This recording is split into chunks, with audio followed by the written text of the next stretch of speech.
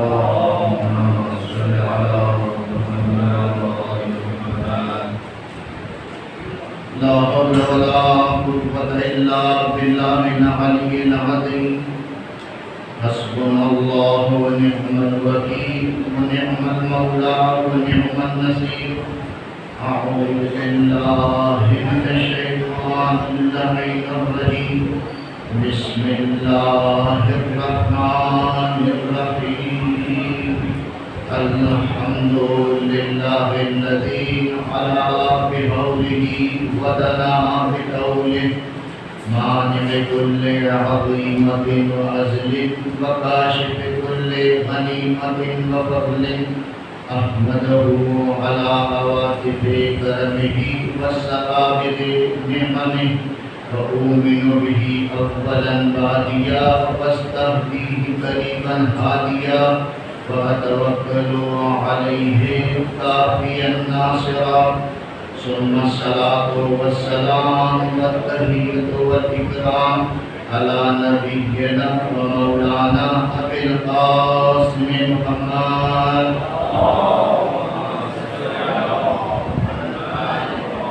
وآله الطيبين الطاهرين المعصومين المظلومين المنتجبين الميامين الذين أذهب الله عنهم الرجس وطهرهم تطهيرا.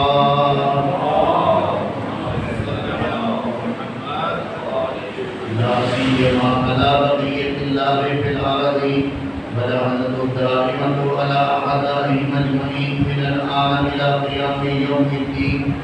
أما بعد فقد قال سبحانه وتعالى في محكم كتابه المجيد. بسم الله الرحمن الرحيم. رب قد آتيتني من الملك وقد علمتني تأويل الأحاديث فاطر السماوات والأرض أنت ولي في الدنيا والآخرة. توفني مسلما والحقني بالصالحين. درود محمد وآل محمد.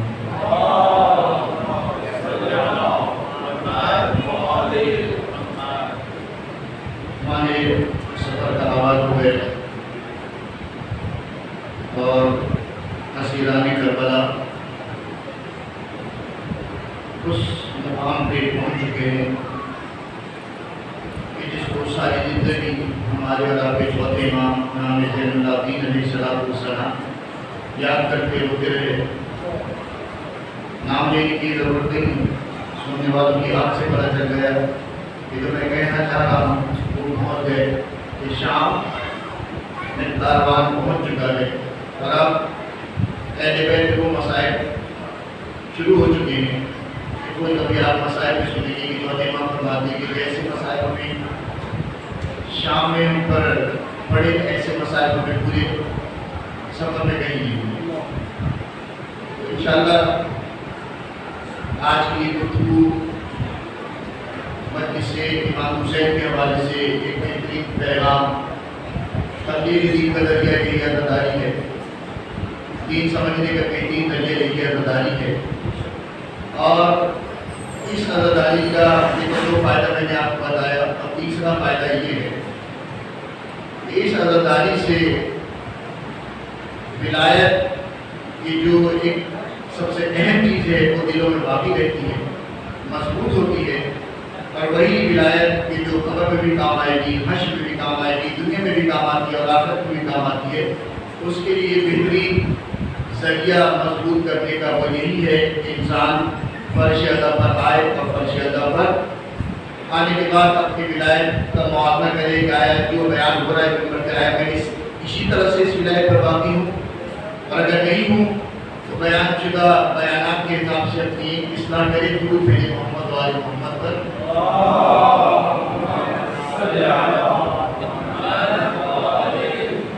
آج کی اس مجلس کے لیے جس عنوان کا انتخاب کیا گیا وہ ہے بہترین دعا. معنی کرنے کی ضرورت نہیں، ہر شخص دعا کا معنی جانتا ہے. دعا کسے کہتے ہیں؟ یعنی خدا کی بارگاہ میں حاضر ہو کر انسان اپنی حاجت کو طلب کرتا ہے، چاہے مسجد میں ہو، چاہے ماں بارگاہ میں ہو، چاہے احمد جہن میں بیٹھا ہو، چاہے بستر پہ لیٹا ہو، چاہے کسی بھی حالت میں ہو.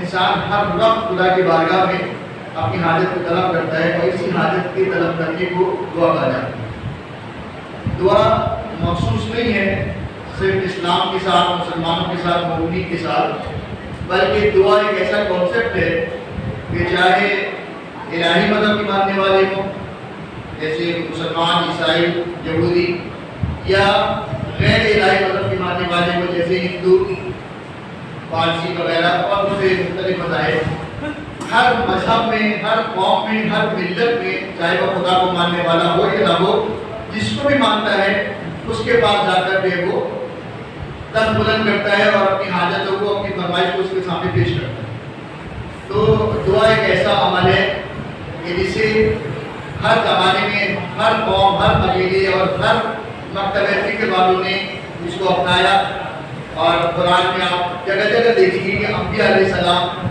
جو خود مقرر خدا تھے، اس سے جو دعوت تھے، لیکن انہوں نے بھی جگہ جگہ خدا کی بارگاہ میں دعا کی۔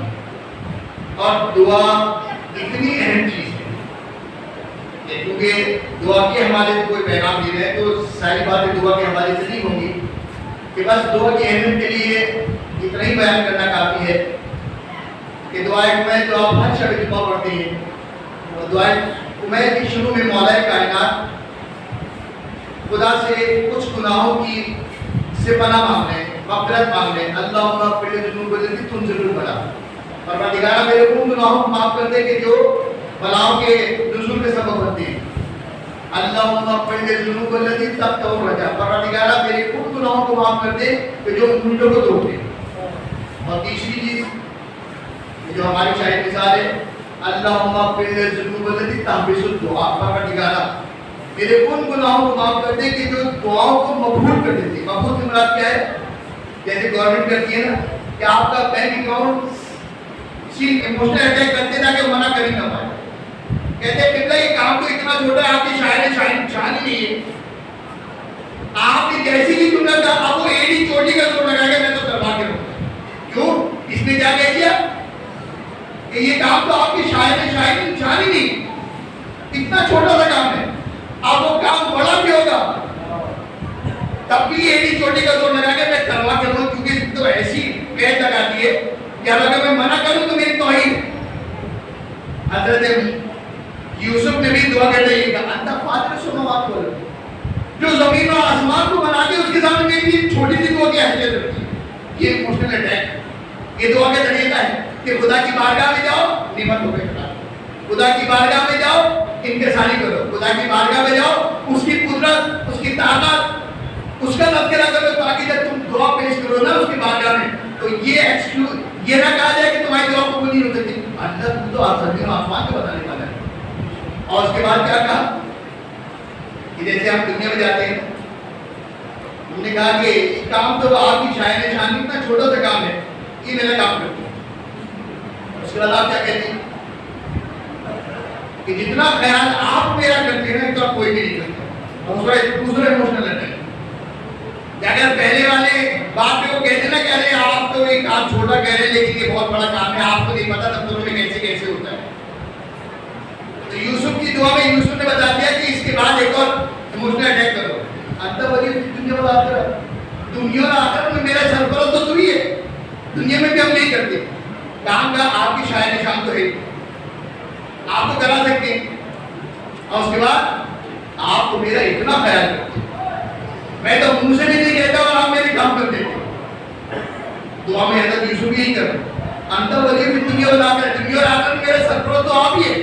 جب سرپرست مان لیا تو اب ولی جو ہے کبھی نہیں کہے گا کہ یہ میرے انڈر میں، یہ میرے عیال میں اور میں اس کے کام کو منع کروں۔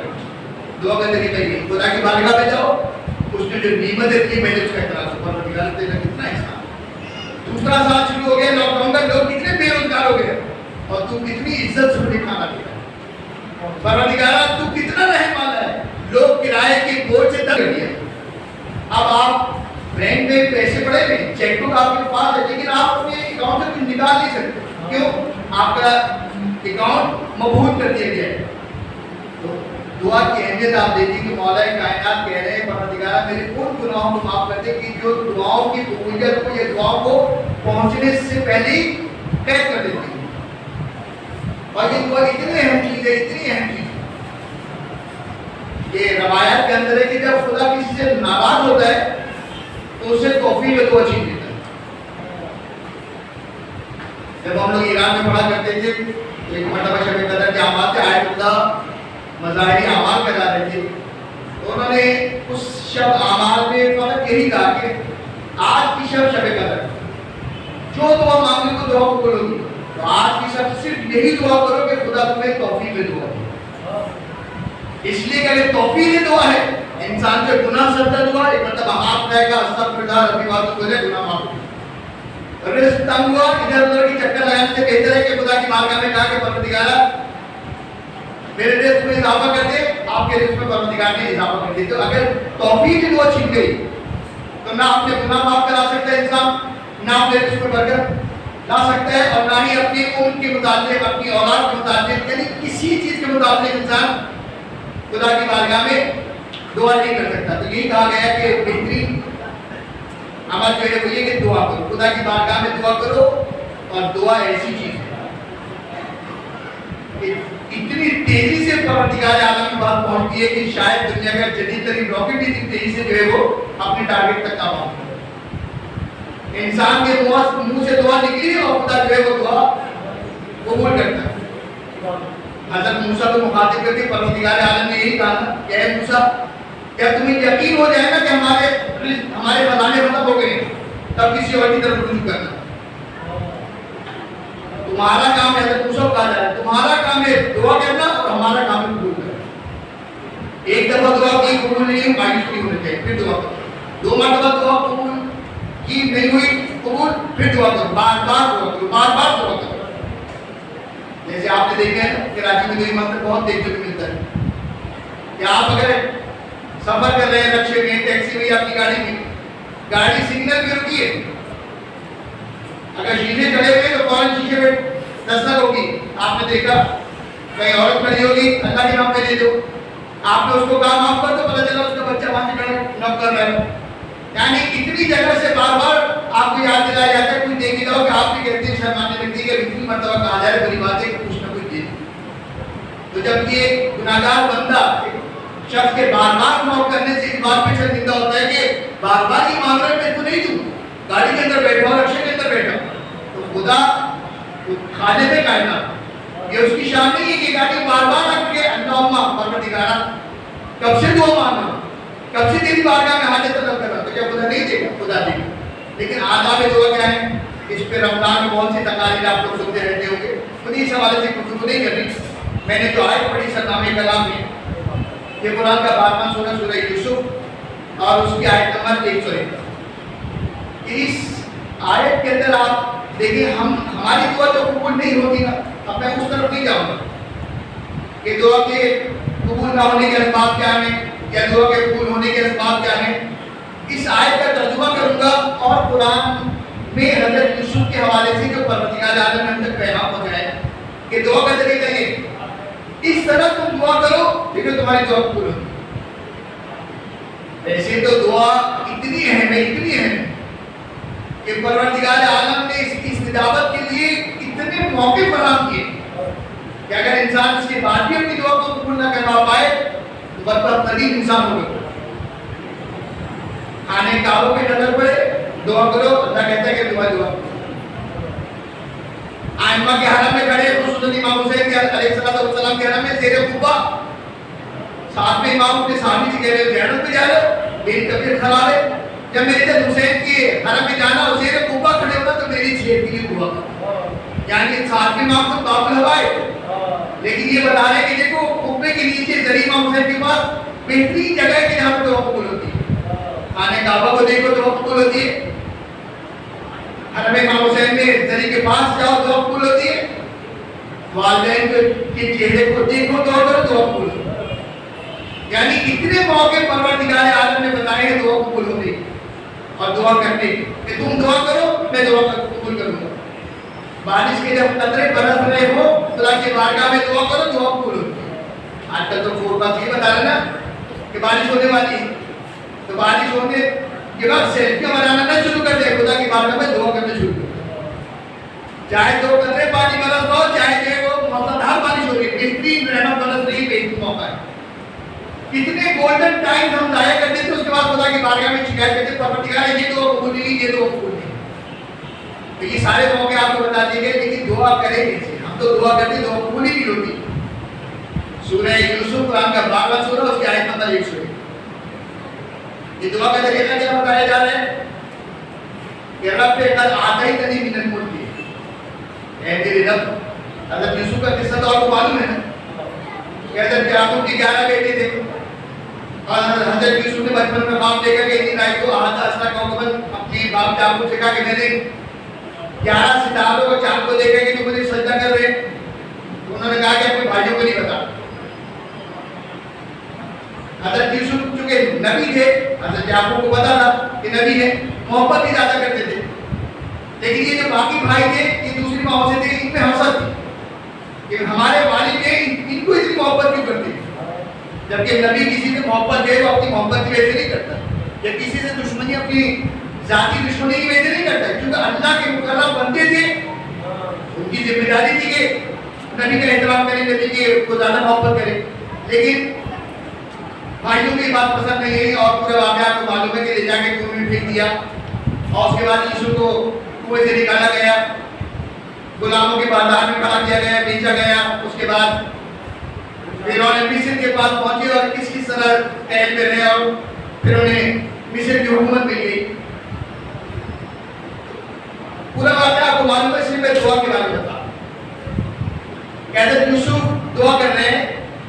کب دعا کر رہے ہیں؟ کہ جب ان کو یہ سارے مسائل گزر گئے، یہ ساری پریشانیاں گزر گئی، سلطنت مل گئی، بادشاہ بن گئے. آپ خدا کی بارگاہ میں دعا کریں کہ رب قد آتیتنی من الملک، پروردگار تو نے مجھے بادشاہت عطا کی، ملک عطا کیا.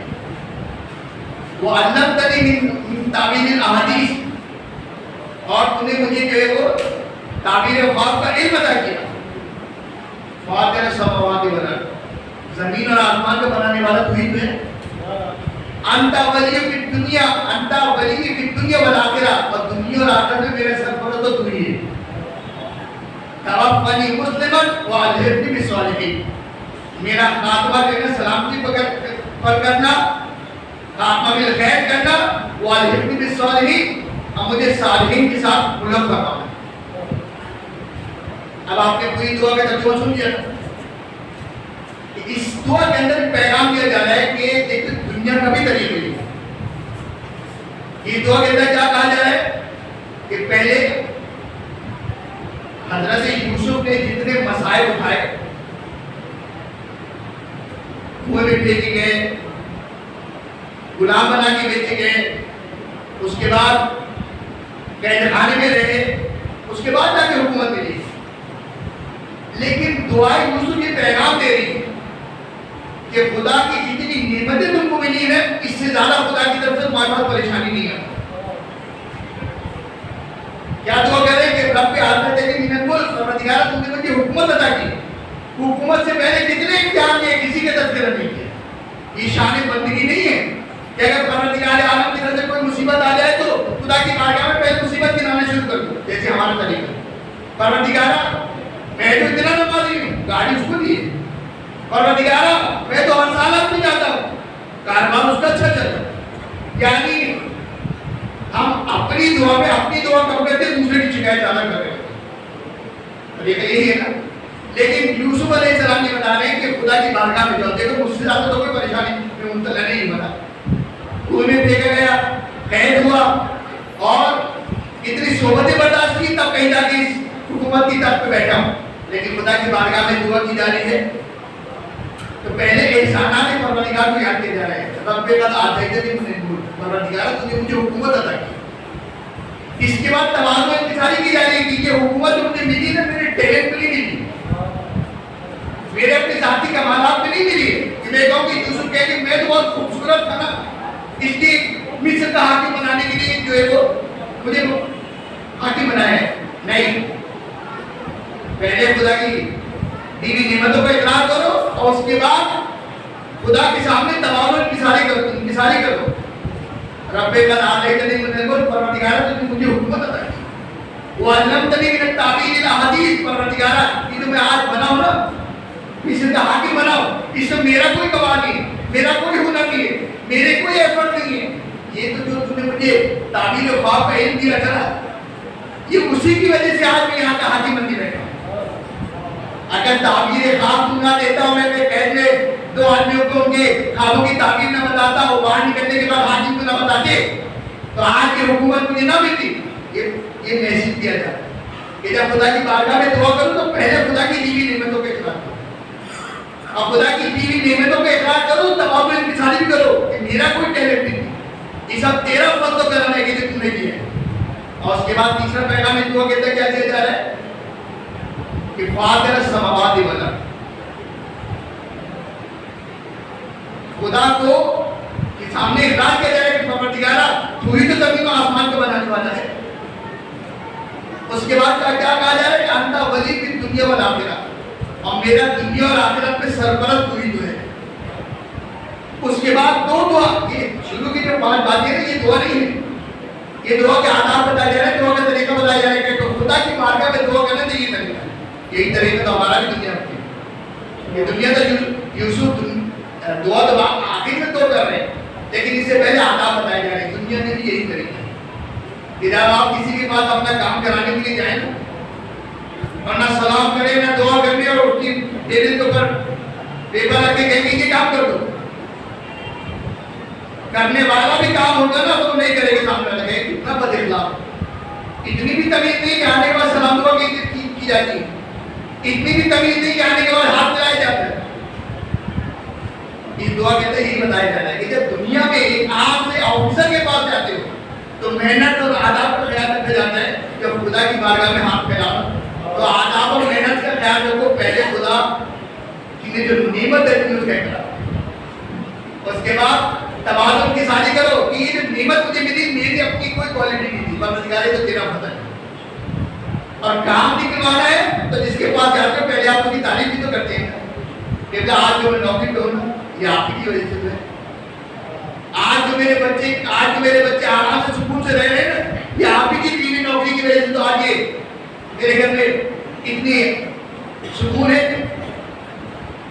آپ کام کرانا ہے تو جیسے حضرت یوسف نے کہا نا کہ انت فاطر السماوات والارض، زمین و آسمان کو بنانے والا تو ہی ہے۔ دنیا کا طریقہ کیا ہوتا ہے کہ آپ نے پہلے اس کو بتایا کہ آج جو میرے گھر میں خوشحالی تمہاری وجہ سے، اب اپنا کام دینے سے پہلے اس کے اوپر نہیں جا رہے اور تم نے مجھے گھر دیا ہے۔ ہاں تو خدا کی بارگاہ میں چیز پر یہی کہتے ہیں پروردگار چھوٹا سا گھر، پروردگار گرم گھر، روایات آئے کبھی اپنے گھر کے بارے میں بھیجا شکایت نہیں، دعا کرو کہ خدا تم کو بڑا گھر دے دے، لیکن یہ دعا نہیں کرو کہ خدا یہ چھوٹا سا گھر ہے، یہ گرم گھر ہے۔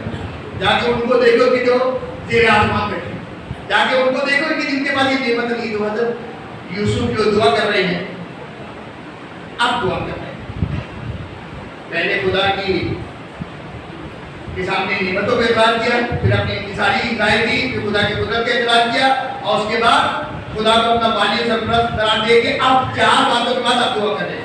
توفنی مسلم، پروردگار میرا آتما بالخیر کر، توفنی یعنی مجھے موت جو ہے نا وہ اسلام پر دینا، یا میں اصلاحی ترجمہ کروں تو یہ آسان ہو جائے گا کہ میرا خاتمہ بالخیر کر۔ یہاں پہ بھی ایک پیغام ہے کہ ابتدائی زندگی میں اس بات کو کچھ نہیں ہو جانا کہ تمہارا اینڈ بھی اچھا ہونے والا ہے۔ آج آپ مالی حالت سے بہت اچھے ہیں، آج آپ ایمانی اعتبار سے بہت اچھے ہیں، یہ کوئی گارنٹی نہیں کہ جب آخری وقت آئے گا تو مال کی بھی یہی حالت ہوگی، ایمان کی بھی یہی حالت ہوگی۔ ابتدا پہ خوش نہیں ہو، انتہا پہ نظر رکھو۔ خاتمہ کس چیز پر؟ تعلیم اسلام بڑی بڑی۔ ابن ملجم کون تھا؟ اتنا بڑا مہم، اس سے بڑا کوئی ہمیں مومن کر نہیں۔ ابتدا بڑی اچھی تھی، مولا نے اپنے یمن کے گورنر کو دیکھا کہ مجھے 10 بہترین بہادر مرد بھیجو جو میری سیکورٹی کر سکے۔ اب مولا کا حکم آ جائے تو انسان کتنا اختیار کرے گا۔ یمن کے گورنر نے 200 آدمی چنے، 200 آدمی سے چھاڑا، پھر 100 آدمی انتخاب کیے، 100 آدمی سے چھاڑا 50، تب کہیں جا کے 10 آدمیوں میں سے 10 آدمیوں کا انتخاب کیا، اور 10 آدمیوں میں بھی ابن ملجم کو ان 10 آدمیوں کا لیڈر بنا کے دیا، نمازی، پرہیزگار، قاری قرآن۔ لیکن جب اختتام ہوا، آپ دیکھیں گے آج اختتام ہوا کہ آج مومن کی آنکھ نہیں کھلتی اور سب سے پہلے جان بھیجی جاتی ہے۔ ابتدا بڑی اچھی تھی لیکن انتہا اچھی نہیں۔ تو حضرت یوسف یہ کہہ رہے ہیں کہ توفنی مسلم، پروردگار میرا خاتمہ بالخیر کر، اور دوسری دعا کہ توفنی مسلم کے خاتمہ بالخیر کیسے ہوگا؟ وہ الحمد بالصالحین۔ دوسری دعا ہے کہ پروردگار مجھے صالحین کے ساتھ ملحق کر دے، جب تک صالحین کے ساتھ ملحق نہیں ہوگے تمہارا خاتمہ بالخیر نہیں ہوگا۔ یعنی پہلی دعا کا تعلق دوسری دعا کے ساتھ، یعنی چاہتے ہو تمہارا خاتمہ بھی لکھائے ہو تو تم یہ بھی دعا کرو کہ الحمد بالصالحین، پروردگار مجھے صالحین کے ساتھ ملحق کر دے۔ اب صالحین دعا کرو، پہلی بات یہ کہ صالحین کوئی ہوگا جبھی تو یوسف کہہ رہے ہیں نا، ابھی بینک کی میٹنگ ہے جبھی تو میں کہوں گا نا کہ مجھے کیسا بھی بینک جانا ہے، یعنی جس چیز کا میں تذکرہ کروں گا اس کا وجود ہوگا جبھی تو میں کہوں گا نا کہ مجھے وہاں پہ جانا ہے۔ آپ جب یوسف کہہ رہے ہیں کہ والد میں صالحین کے پروردگار مجھے صالحین کے ساتھ ملاقات کرنے چاہتے ہیں، میرا اختتام بھی خیر ہو جائے، تو صالحین تو کوئی ہوں گے نا۔ یہ صالحین کون ہے؟ سورہ آل عمران قرآن کا تیسرا سورہ، اس کے 114 نمبر کیا ہے؟ یؤمنون باللہ والیوم الآخر، یأمرون بالمعروف وینہون عن المنکر ویسارعون فی الخیرات اولئک من الصالحین۔ یہ صالحین کون ہے؟ یوسف کہہ رہے ہیں کہ مجھے صالحین کے ساتھ ملاقات کرے۔ صالحین کون ہے؟ قرآن میں سورہ آل عمران میں خدا فرما رہا ہے۔ اب پتہ نہیں آل عمران کی مراد کیا ہے، ویسے عمران تو ابو طالب کا نام ہے۔ قرآن کے معجزات میں سے ایک معجزہ یہ بھی ہے، قرآن کے لفظ معجزہ ہے، قرآن کا معنی بھی معجزہ ہے، قرآن کی سوروں کی سیٹنگ بھی معجزہ ہے، قرآن پورا کا پورا معجزہ ہے۔ آج جو ماڈرن ریسرچ ہو رہی ہے اس میں ہے کہ قرآن کے اندر آداب کا ایسا علم ہے کہ پورا قرآن آداب کے اوپر جو ہے نا وہ منحصر ہے۔ اب آپ کہیں گے آداب سے کیا ہوتا ہے؟ آج یہ جو کمپیوٹر ہے نا آپ کے ہاتھ میں، اس کا سارا تعلق آداب کے ساتھ ہے۔ جو سافٹ ویئر انجینئر بیٹھے ہوگے نا ان سے پوچھ لیجیے گا، تو یہ علم آداب قرآن کے اندر موجود ہے۔ اب خدا جگہ جگہ اشارے کے ذریعے سے بتا دیتا ہے کہ یوسف نے کہا کہ مجھے صالحین کے ساتھ ملاقات کر دے۔ آل عمران میں، سورہ آل عمران میں خدا نے آیت نازل کر دی کہ وَيُؤْمِنُونَ بِاللَّهِ وَالْيَوْمِ الْآخِرِ، 5 صفات بتا دی کہ صالحین وہ ہیں کہ جو جن کا اللہ پر ایمان ہوتا ہے، قیامت پر ایمان ہوتا ہے، نیکی کا عمل کرتے ہیں، برائی سے روکتے ہیں اور نیکی کے کام میں جلدی کرتے ہیں۔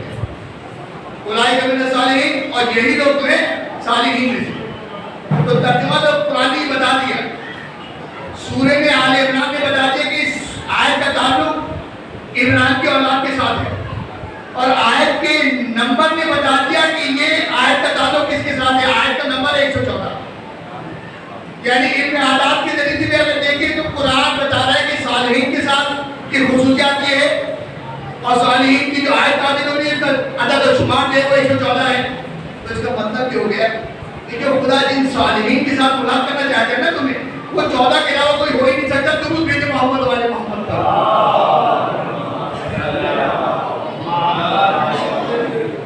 کہ 14 کے علاوہ جو یہ دعا کے طریقے بتائے گئے نا، اور یوسف نے آخر میں کہا کہ الحمد بالصالحین، تو یہ دعا کا جو دوسرا حصہ ہے اس کا مطلب یہ ہے کہ جب بھی دعا کرو ہمیشہ محمد والے محمد کے وسیلے سے دعا کرو۔ ایسا نہ ہو کہ دعا کرتی اور توسل اہل بیت سے نہیں کیا، ایسی دعا قابل قبول نہیں۔ اب آپ کہیں گے یہ آپ نے کہاں سے کہہ دیا؟ کوئی آپ کے پاس ریزن ہے، کوئی دلیل ہے؟ بہت ساری آیات ہیں، بہت ساری روایت ہیں۔ ٹائم پورا ہو گیا، پوری زندگی پرفارمنس سے ایک دو باتوں پر اشارہ کریں۔ یہ اسلام شریعت اس کا دار و مدار قرآن کے اوپر ہے، سنت نبی کے اوپر ہے، اجماع اور عقل کے اوپر ہے کہ جو چیز قرآن میں بیان نہیں ہوئی ہو وہ سنت میں دیکھی جاتی ہے. اگر سنت سے نہ مل پائے مسلمانوں کو تو اجماع اور عقل کے ذریعے سے اس احکام کو لیا جاتا ہے. تو منابع شریعت جو ہے وہ قرآن اور حدیث ہے، یعنی سنت نبی ہے. تو سنت نبی یہی ہے کہ جو قرآن کہہ رہے ہیں کہ وَلَحِقْنَا بِالصَّالِحِينَ، کہ صالحین کے ساتھ ملحق فرما. اور صالحین کون ہے؟ آداب میں دعا کیجیے کہ سنت نبی دیکھیے تو دیکھیے کہ اللہ کے رسول مکے میں، اور مکے میں جب بھی کسی کوئی پریشانی ہوتی ہے آنے کے بعد کہتے ہیں اللہ کے رسول میرے حق میں دعا کرے پروردگار اعلیٰ مجھے یہ دے. اللہ کے نبی کون ہے کہ جس کے لیے کہا جا رہا ہے کہ وَمَا أَرْسَلْنَاكَ إِلَّا رَحْمَةً لِّلْعَالَمِينَ، اے نبی ہم نے آپ کو نہیں بھیجا مگر یہ کہ عالمین کے لیے رحمت بنا کر بھیجا، کہ جو جس کا وجود رحمت للعالمین، جس کی وجہ سے ان کے جانے کے بعد بھی ان کی امت کے اوپر عذاب نہیں آتا. جو پچھلی امتوں میں گناہ کیا تھا عذاب آ گیا، آج مسلمان سارے وہ کام کر رہے ہیں لیکن عذاب نہیں آ رہا. کیوں؟ اس لیے کہ محمد مصطفیٰ رحمت للعالمین کے چلے گئے لیکن ابھی بھی پروردگار عالم ان کی رحمت سے عذاب نازل نہیں ہوتا. تو جب مکے میں آنے والا کوئی کہتا ہے نا کہ دعا کرو تو اللہ کے نبی ہاتھ اٹھاتے کہتے ہیں کہ اللہم بحق اخی علی، پروردگار تجھے میرے بھائی علی کے پاس تھا اس کی حاجت کو پورا کر. تو جو محب تھے ان کا ایمان تازہ ہو جاتا تھا، جو منافق تھے وہ اس بات پہ کہہ جاتے تھے کہ یہ کیا بات ہے، اگر رسول کو دعا کرنی تو اپنے حوالے سے دعا کرے پروردگار تجھے میرے ہم نواز اس آنے والے کی دعا کو قبول کر دے. اگر اللہ کے رسول اپنے حق کا واسطہ نہیں دیتے تو علی کے واسطے کیوں دے؟ لیکن اب رسول کے سامنے کون زبان کھولے؟ زبان تو جو کھلی ہے تو بات بھی کھلی ہے، ورنہ رسول کے زمانے میں تو سب نے یہ کہا تھا باقی کیا ہے اپنا ابھی طالب، زبان تو بات بھی کھلی ہے. لیکن جس طرح محبت علی کی مومن کے دل میں اگر ہو تو وہ ظاہر ہو جاتی ہے، کبھی چہرے کی خوشی سے، کبھی آنکھوں کی چمک سے، کبھی ذہن مبارک سے کوئی حدیث حاصل ہو کے. اسی طرح دشمنی علی کی، یہ محبت علی جس طرح نکلنے کے لیے بے چین ہوتی ہے اسی طرح بھوک سے علی نکلنے کے لیے بے چین ہوتا ہے. ابھی آپ دیکھ رہے ہیں نا پچھلے ہفتے سے کیا ہوا، تو بھوک علی بھی ظاہر ہوتی ہے، بھوک علی بھی ظاہر ہوتی ہے. تو جن کے دل میں بھوک علی تھا وہ اس طاق میں تھے کہ کوئی دن تو ایسا ہے کہ جس دن اللہ کے رسول کہے گا کہ پروردگار آج اس کے حق میں بھی اس کے حق کے وسیلے سے اس کی حاجت کو پورا کر دے. لیکن دیکھا مکہ گزر گیا، مدینے میں آ گئے. اب بھی جب کوئی آتا ہے اللہ کے رسول کہتے کہ پروردگار یہ آپ کے علی اس کی حاجت کو پورا کر دے.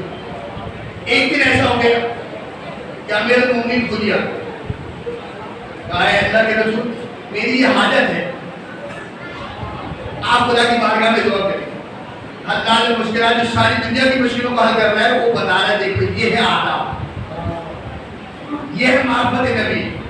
ایک خود دعا کرتے تو اللہ کبھی دعا کو ٹالے گا نہیں، لیکن یہ بتایا جا رہا ہے کہ اگر میرے سامنے رسول بیٹھے ہوں تو میں کبھی اپنے حق کو استعمال نہیں کرتا، میں رسول کا احترام کرتا.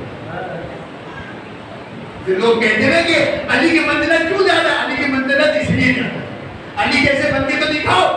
اتنی فضیلت ہونے کے باوجود رسول اللہ کے سامنے ایسے بیٹھتے تھے کہ جیسے کوئی ادنا سب طالبین بیٹھے استاد کے سامنے. تو جن کے دل میں گفتگو ایک مرتبہ بے چین ہوئے، کہا کہ آج تو موقع مل گیا، آج تو علی خدا دے.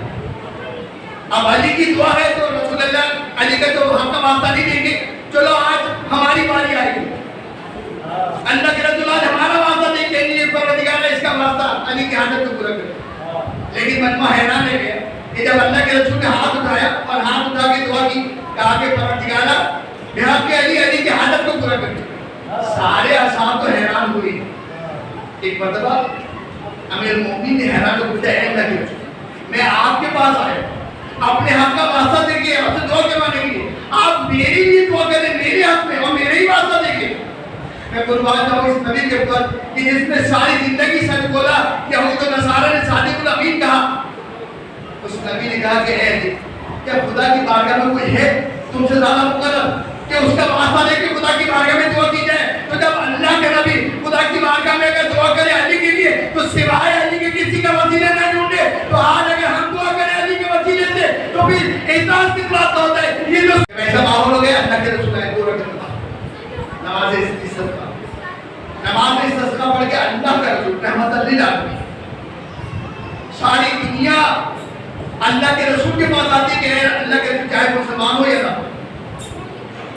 जब सीरत नबी में वाक़या में जाएंगे कि यहूदी आया अल्लाह के रसूल मेरे आपको दुआ नसरानी आया अल्लाह के रसूल मेरे आपको दुआ नबी नहीं मानता, लेकिन इस बात का उसे यकीन है कि इतना मुस्तजाब दावा है कि अगर दुआ करेगा तो मेरी नहीं दुआ कबूल होगी।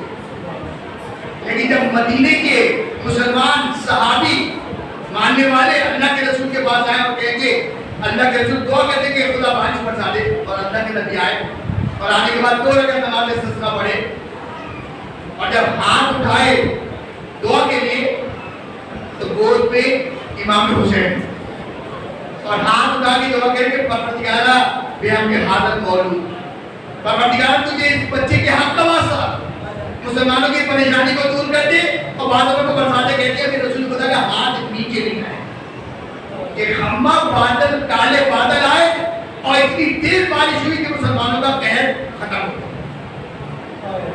दोनों वाक़या क्या बता रहे हैं कि रसूल जैसी हस्ती भी अगर खुदा की बारगाह में दुआ करना चाहती है तो अली व औलाद अली की ज़मीन से जो दुआ कर रही है कि हमारे और आपके लिए पैगाम, और हमारी और आपकी दुआ कबूल होने के लिए तो कितने मवाले, खाने काबा को देखो दुआ करो, दुआ करो, माँ बाप के चेहरे पे नजर पड़ो दुआ कबूल होती है, हर में माँ हुसैन में बैठे हो कुब्बे के नीचे खड़े हो